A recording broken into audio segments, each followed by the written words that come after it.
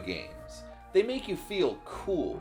Whenever I'm feeling depressed, which is pretty much all the time, I look to my buddy Defendant Penguin over here for a little bit of moral support. Hey man, you're doing great. Thanks, Defendant Penguin. That really means a lot. When you play video games, you get to visit places that you couldn't dream of in 1,000 years. You get to do things that only exist in these universes, and most importantly, you get to drive a car. And that's a big one for me because I don't know how to drive. And most video games make you the big hero, the person controlling the events in whatever world you're in with your actions. And it doesn't matter if it's Cyrodiil or Hell or a third example, you are the driving force changing the world. But do you ever stop to ask yourself, what's the point? There's a lot of ways to tell someone that they're doing a good job when they're playing a game, and in my opinion, nothing says that better than helping people. When you spend a lot of time in a video game's universe and talking to people in said universe, you, as the player controlling the guy in the game, develop a connection. And it's really cool and more fulfilling when a game lets you impact the lives of characters on a smaller scale rather than just the world part of saving the world. And that's what we're here to talk about today. For the sake of science and trying to organize my dumbass brain, I've divided the ways that we help people in video games into two really fun categories. HPC, that's helping people content when helping someone is built into the main quest of a game, and then we have Gamer's Choice, where you're given the opportunity to help someone, but you don't necessarily have to. So come along with me and join me on my quest. 64. We like to have fun here in the studio. We like to have fun. Thanks for watching, my fellow Thick Kings. Now let's talk about Zelda. Also, if you like my video and subscribe to the channel and hit the notification bell, you become a Thick King instantly. It's really easy. The Legend of Zelda Ocarina of Time is a fine game. It's a game many people consider to be a masterpiece, and it's been one of my favorite games since I played it for the first time as a kid. But over the years, as I've played Ocarina of Time and its sequel, Majora's Mask, I've learned to love Majora's Mask just a tiny bit more. Ocarina of Time is what we consider the hero's journey. Let me explain what I mean. A hero is chosen to save the world. You go from one place in the universe to the next as directed through story beats, get stronger over time, and through the items you acquire, defeat the big bad guy. I understand this game has some HPC, and the sages are meant to represent connections Link has made over the course of his journey, but you don't really see a lot of that in-game. A lot of these characters serve as just the thing you interact with in order to get to the next thing to help the game progress. Majora's Mask, in comparison, is the tragedy. The difference in tone of these games is night and day. Right off the bat, Link is robbed in the woods, turned into a gross tree person, and promised by a creepy guy that he can help you if you help him. No thanks. And you come to the realization that the moon is going to crash into the earth if you don't do something about it.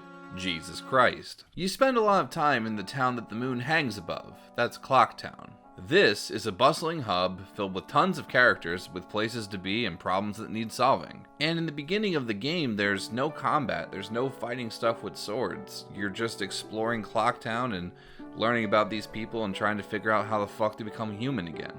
It's not until you get the Ocarina of Time back and learn the Song of Healing that you can return to Clock Town as a human boy, and people actually trust you to help them. I understand this falls into the Gamer's Choice category, but isn't it exciting to learn about people's problems? And when you come back becoming actually useful and playing a role in making these people's lives better? This makes going to help the people of Clocktown all the more meaningful, because all you could do before as a gross tree person is listen to them, and now you can actually do something about their issues. These things range from stopping an old woman from getting robbed, to listening to some guy, to giving some toilet paper to a disembodied hand.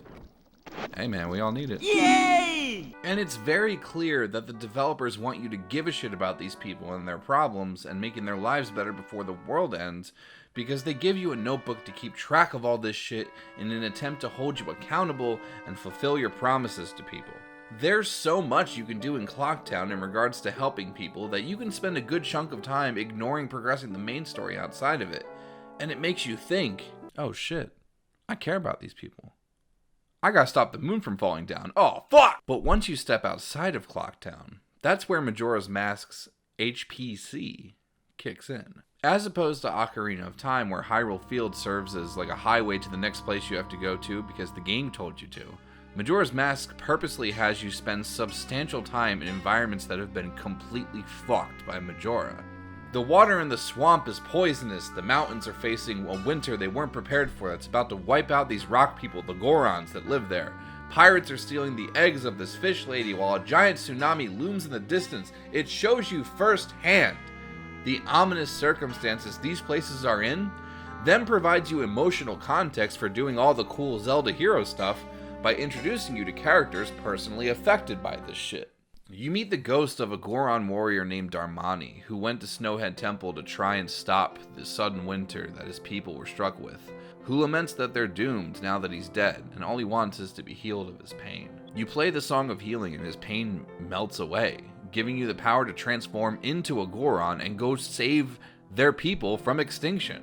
Does that not make you feel some shit and make your quest more valid? Doesn't that light a fire in your heart and make the cool hero Zelda stuff more meaningful rather than just some guy going, So, we eat rocks, but we really want these specific rocks that are in this cave that's filled with all these dangerous monsters.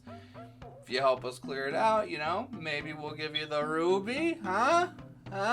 Dog, everything around you is rocks. It's all rocks. You also meet Mikau, a fish guy called Azora, who tried and failed to help save his friend's newly hatched eggs that were stolen by pirates. As a member of the popular Great Bay bands, the Indigo Goes, he plays one final song, asking someone to heal him. You help him cross over with the Song of Healing, and he plays that big gig in the sky with Prince and Juice WRLD. And like some kind of Grim Reaper Mega Man, you get the power to be a fish boy as Mikau turns into dust in the wind. Does that not motivate you to fight some pirates and stop an impending storm from wiping out the beach, as opposed to this guy being like, Yeah, my daughter's missing, she's out fucking around somewhere or something. You go find her, we'll go give you the thing that you want. Whatever. Majora's Mask has all the cool Zelda hero shit, but it's also a game filled with love and death and sadness and emotional connections to everything in the world to give your quest meaning. And because of the time constraints, you, like the people you helped, will never be able to help everyone in one cycle. As you keep resetting time one way or another, you fail to save everyone. And I think that's what the game is trying to say. You don't need to be a hero. Sometimes people just need support from a kind stranger. And that has so much more gravity than a regular chosen one beats the bad guy story. Now, does this mean every game where you help people has to be super somber and sad in order for you to feel happy and fulfilled when you help someone? No, of course not. What are you, you thought video games were some kind of one-trick pony or something? What are you over there? You over there sipping dumb bitch juice like a dumb bitch? That's the transition that I wrote for the part where I talk about Yakuza now.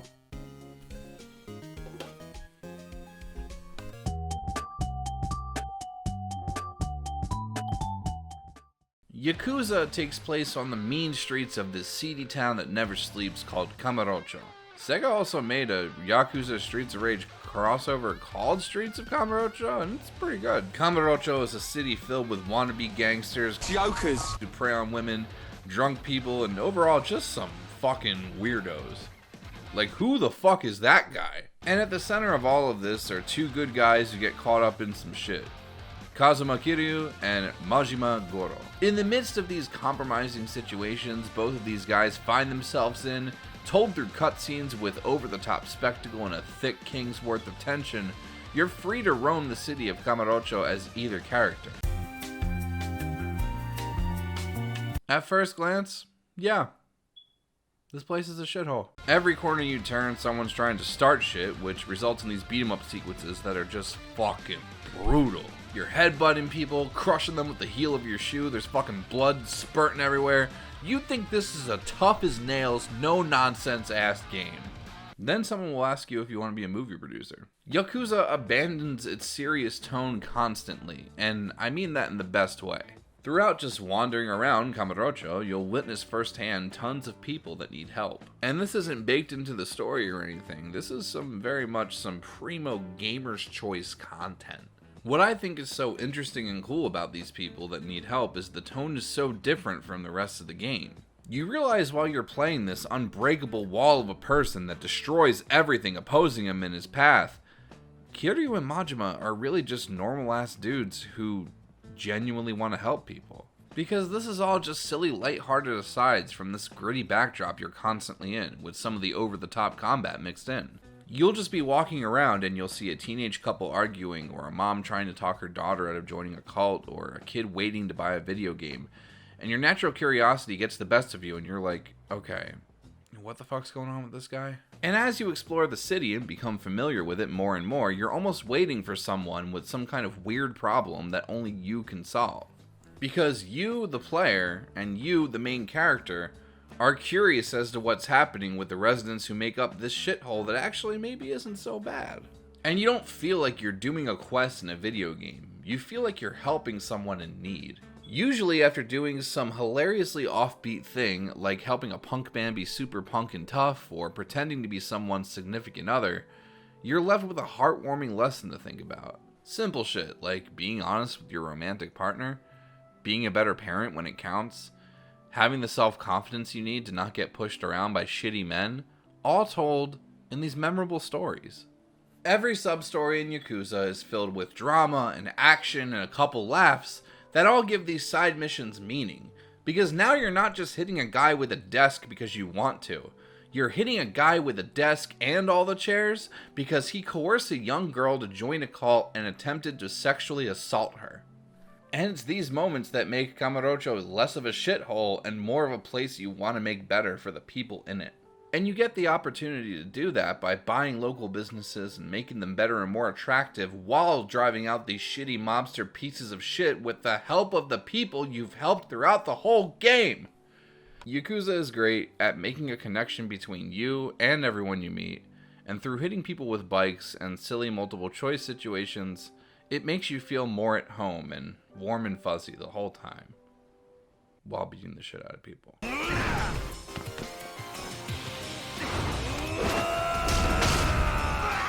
Now, we've talked about games where you help people in a video game's universe, but what about games that focus on improving the environment both for yourself and the people around you?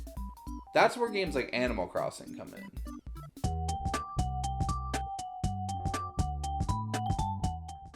The idea of Animal Crossing was conceptualized by Katsuya Iguchi after moving from his hometown of Chiba to work at Nintendo's HQ in Kyoto, Japan. He wanted to capture the idea of being on your own, away from what you know and the people you love, and starting over.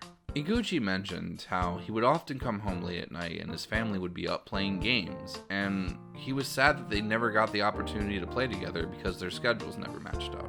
He wanted to create something where his children could play after school and he could play at night, and they could still share things they've been up to and interact in the same space even if they weren't right there with each other.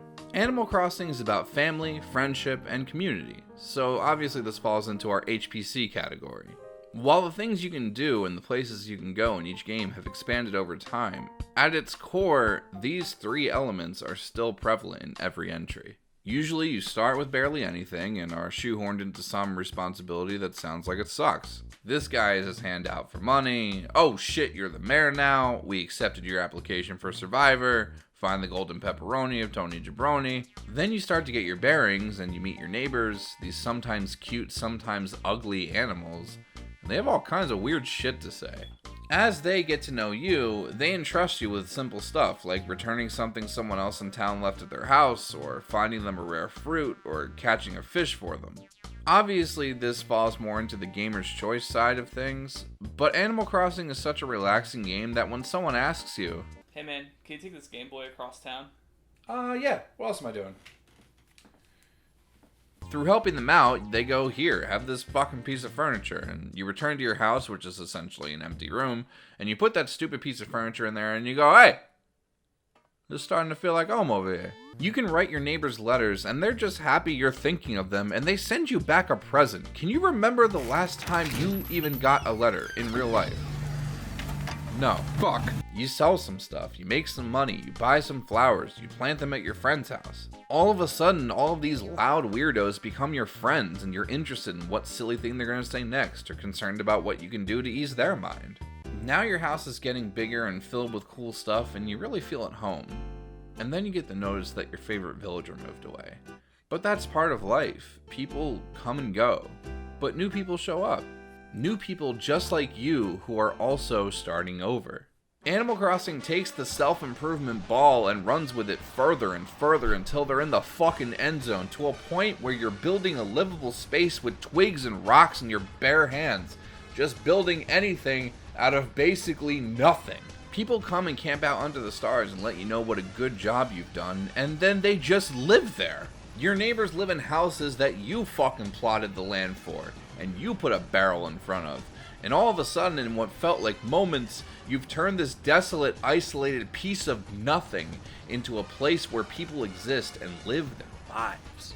You can bypass helping people and do everything solely for yourself, sure, but Animal Crossing shows you two things. It shows you firsthand how you change and grow, and whether you like it or not, whether you make those changes for just you or the whole town, how it can have a domino effect of positive energy and meaning and a sense of fulfillment. That's one big fucking pepperoni double XL DiGiorno, not delivery size, hell yeah, for video games.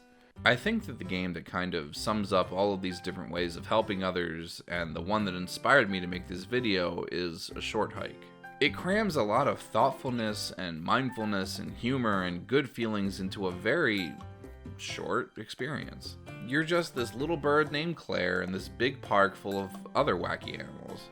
Your aunt tells you to go for a hike up this giant mountain like the whole family has for years, and obviously the little bird and you are apprehensive about it. Because climbing anything is hard. But along the way, you meet people who need help with different things. You could obviously bypass these people entirely, but a lot of them offer you these golden feathers that allow you to climb longer, aka help you get up the mountain easier. So it's a little bit of gamer's choice because you're not obligated to help any of these people, but it's also a little bit of HPC because in this case, helping them helps you directly. And through talking to all these goofy little people, you learn about their struggles and insecurities, and through helping them, they realize what they're capable of, and what they're afraid of isn't so bad. Or that a game where you hit a ball with a stick over a volleyball net is actually super fun. Or that creating art for yourself is more important than creating what you think people want from you. A Short Hike is filled with these little bite-sized life lessons and realizations that psych you up into thinking if they can do it, why can't I? If they can climb their mountains, then I definitely can climb mine. And I think this perfect little piece of art pretty much nails the fulfillment that helping people can bring you. But I'm gonna try and sum it up anyway. I don't think that anybody goes into video games looking for some profound, thought-provoking experience. Inherently, we pick them up because they look fun or interesting, and that's what keeps us playing them. You can bypass all the little side quests and things that take away from the main quest of a game and just do exactly that. But it's these interactions with characters that live in the world you're spending dozens of hours in and helping them on a more human level that help create a connection between you and the world they live in and provide context and meaning and make your overarching goal much more fulfilling. And that's something that only video games can do. There's an artist from my hometown of Trenton that goes by Casso, who's painted tons of murals all around the city. And a lot of them have a phrase that sums up this whole video better than I ever could. Reach the world, but touch the hood first.